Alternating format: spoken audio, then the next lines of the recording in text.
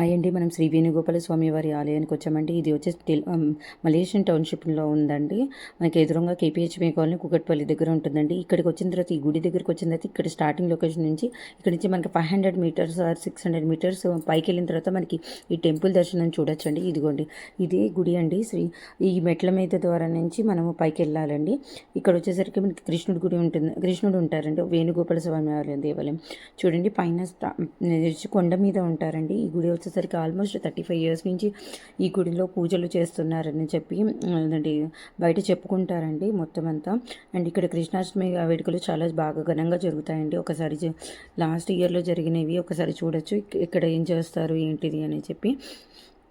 And ఇంకొకటి ఏంటిదండి, latest update వచ్చేసరికి మనకి 27న సీతారామన్ కళ్యాణం ఉంది కదండి.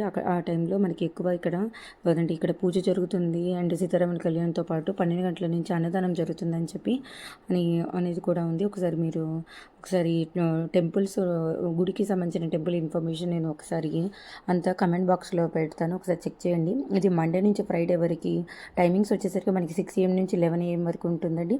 అండ్ ఈవినింగ్ వచ్చేసరికి 5 to 8 PM వరకు ఉంటుంది.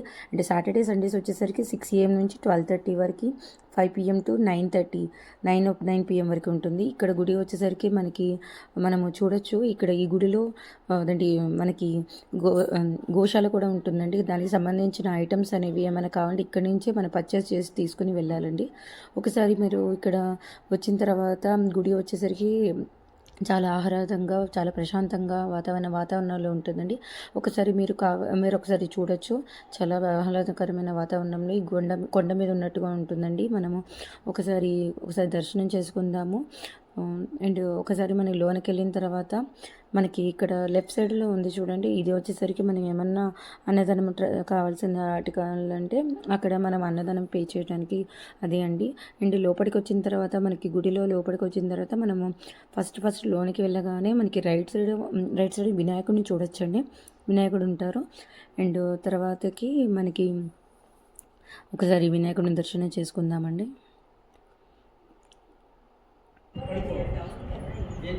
అండ్ ఆఫ్టర్ తర్వాత మనకి వినాయకుడి దర్శనం అయిపోయిన తర్వాత నేను ఒకసారి కృష్ణుడిని చూపిస్తాను. అండ్ ఇంకోటి ఏంటంటే ఇక్కడ ఫోటోలు తీయరాదండి. సో అందుకని చెప్పి నేను ఒక ఫోటో సీక్రెట్గా తీసి పంపెట్టానండి. సారీ అండి, క్షమించండి ఏమైనా తప్పులు చెప్పుంటే. అండ్ ఈ గుడి వచ్చేసరికి ఎవరైనా మీరు ఎప్పుడైనా విజిట్ చేసి ఉంటే ఒకసారి కింద కమెంట్ బాక్స్లో కమెంట్ చేయండి. Please like and share and subscribe the channel.